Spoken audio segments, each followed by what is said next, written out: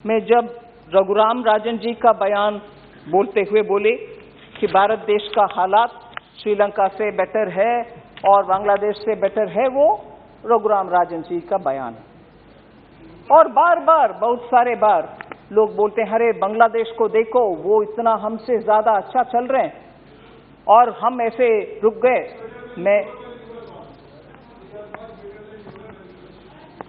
मैं सिर्फ एक आध सच्चाई इस हाउस के सामने रखना चाहती हूं सर।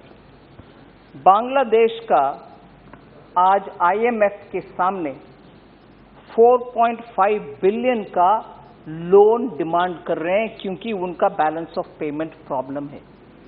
सो बांग्लादेश को कंपेयर करने वाले ये भी याद रखें कि बांग्लादेश आईएमएफ के सामने 4.5 बिलियन मांग रहे हैं। ठीक है? माननीय सदस्य, आपको ज्यादा समस्या है क्या? बार बार आप भी रहिए, आप भी सर, श्रीलंका ने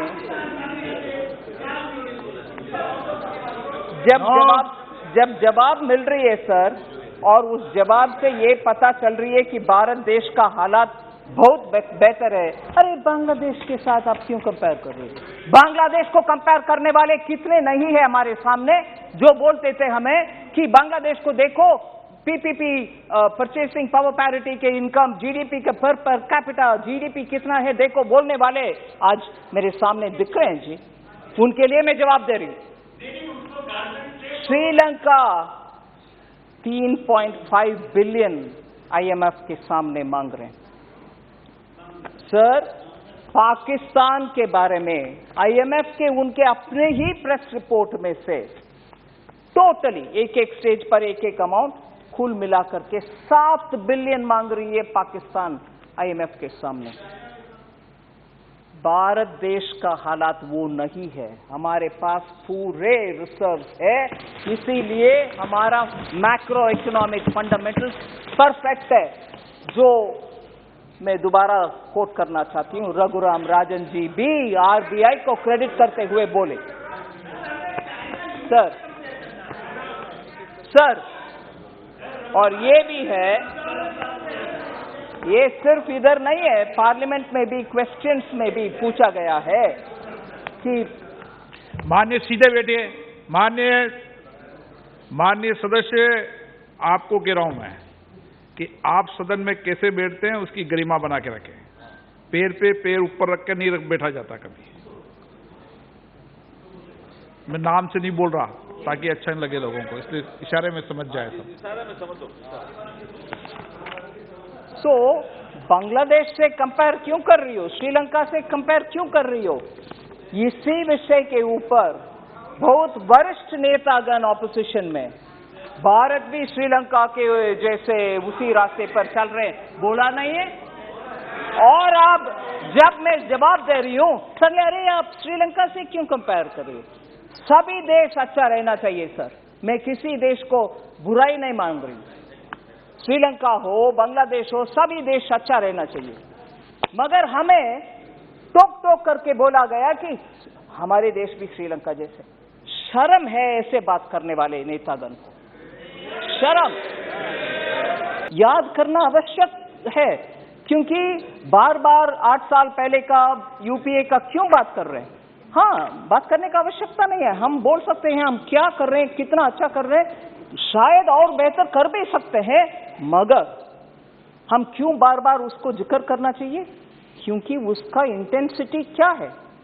एक ही था पैंडेमिक भी नहीं है, वो एक फेड का प्रॉब्लम था, यूएस रेट बढ़ा दिया, उनका लिक्विडिटी कंप्रेस करने के लिए कोशिश किया, वो सिर्फ एक प्रॉब्लम था, उसके असर इतना पड़ा कि भारत देश फ्रजाइल 5 देश में एक हो गया था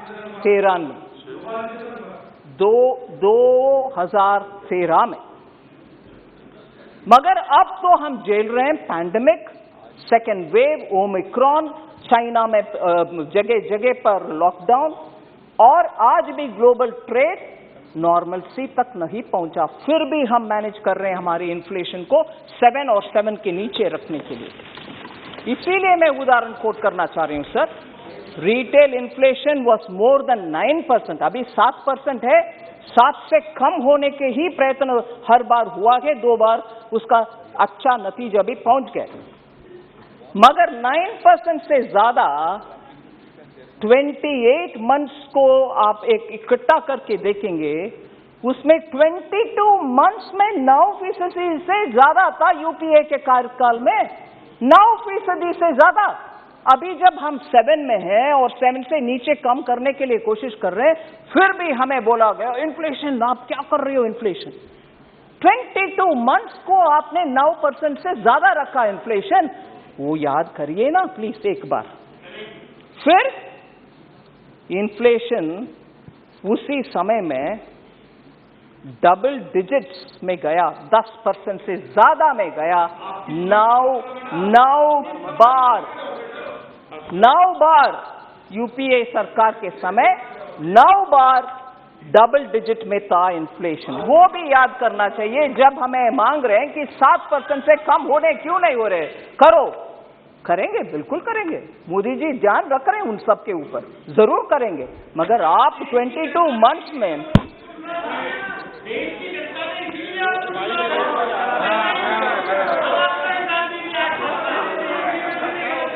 दानिश जी आप उठकर सही प्रश्न पूछे।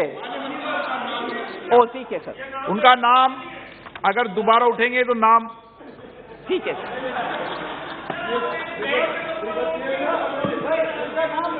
लीड कर दो सर। तो इसीलिए हमें चुना, इसीलिए मोदी जी को वोट मिला, और इसीलिए कि वोट भी मिला, स्टेबल गवर्नमेंट भी मिला, 7% से नीचे ही रख रहे हैं हम इन्फ्लेशन को। जो जनता के ये एक्सपेक्टेशन था उसके अनुसार वोट दिया, उसके अनुसार ही हमारा डिलीवरी भी हो रही है। सो याद रखना चाहिए सर, इतना तेज आकर के नहीं क्या चल रही है, 7%, 22 मंथ्स 9% से ज्यादा, 9 बार डबल डिजिट इन्फ्लेशन, ये करने वाले सरकार थोड़ा सोच समझ करके हमारे ऊपर आरोप डालना चाहिए। ठीक है सर, ये क्रिमेटोरियम के ऊपर, स्मशान घाट के ऊपर बात बोलते हैं और व्यंग से ये भी बोलते हैं कि अगले शव के ऊपर डालोगे क्या टैक्स। मुझे दुख लगता है ऐसे बयानबाजी करने वाले के ऊपर। उनके मंत्रीगण भी इधर बैठे हुए हैं जीएसटी काउंसिल में, कोई मैं सिर्फ बैठ करके निर्णय नहीं करती, और जीएसटी काउंसिल में जो निर्णय होता है वो केंद्र सरकार के निर्णय नहीं है, जीएसटी काउंसिल के निर्णय है। और जब बात क्रिटिसिज्म करने के लिए चाहिए, वो लगा लो केंद्र सरकार और मोदी जी के ऊपर, जीएसटी में ऐसे कर दिया, जीएसटी में ऐसे कर दिया। जीएसटी काउंसिल में सभी प्रांतों का, राज्यों का मंत्रीगण बैठते हैं, सब इकट्ठा बैठ करके निर्णय लेते हैं, वो उनका निर्णय भी है, वो भी जा करके उनके स्टेट में बोलना है, मैं भी बैठा उसमें, मैं भी सहमत बरा इसमें। वो क्यों नहीं बोलते हैं? अंदर एक सहमत बरा दो और बाहर जाकर के केंद्र सरकार के ऊपर डाल दो, ये गलत है। अंदर तो 3 लेवल में आपने हां भरवाया, आज आकर के ये बात ऐसे पलट रही हो जैसे कि मोदी जी ने निर्णय लिया। जीएसटी काउंसिल में आप सब बैठे हैं जी, इसीलिए ये गलतफहमियां 2 विषयों में जरूर समझती हूं मैं दूर करने का। क्रिमेटोरियम के ऊपर sir, there is no GST on crematorium, funeral, burial और ऑन मॉर्चरी सर्विसेज। ये कोई इन आइटम्स के ऊपर, crematorium, funeral, burial, mortuary service के ऊपर जीएसटी नहीं है। फिर भी वो डोल मोल करके वो डालेंगे और अगले शव के ऊपर भी डालोगे। अरे थोड़ा मन ऐसे बात करने में कैसे चलता है? They are fully exempt from GST. ठीक है सर, मगर अरे भैया आप ठहरो ना, आपकी इतना क्या जल्दबाजी है? जीएसटी क्रिमेटोरियम के संबंध में ये बात रखना चाह रही हूं, construction that may be carried out for a crematorium. एक नया क्रेमेटोरियम बनाना चाहती हो, इलेक्ट्रिकल इक्विपमेंट ले आ रही हो, स्टैंडर्ड रेट उनके ऊपर बनाने वाले आइटम्स जो आता है उसके ऊपर लगाते हैं, क्योंकि वैसे भी उनका रॉ मटेरियल के ऊपर टैक्स कर ही आप ले आ रही हो। अगर इसमें टैक्स नहीं लगाते हैं तो बनाने वाले को नुकसान होगा, वो टैक्स क्रेडिट ले नहीं सकते हैं। इसीलिए क्रेमेटोरियम के लिए जब इक्विपमेंट्स ले आते हो उसके ऊपर टैक्स, क्योंकि वो बनाने वाले ऑलरेडी टैक्स पे कर चुके हैं, नहीं तो आपको नुकसान में आ जाएगा। वीडियो पसंद आया तो हमें लाइक, कमेंट, शेयर और सब्सक्राइब जरूर करें।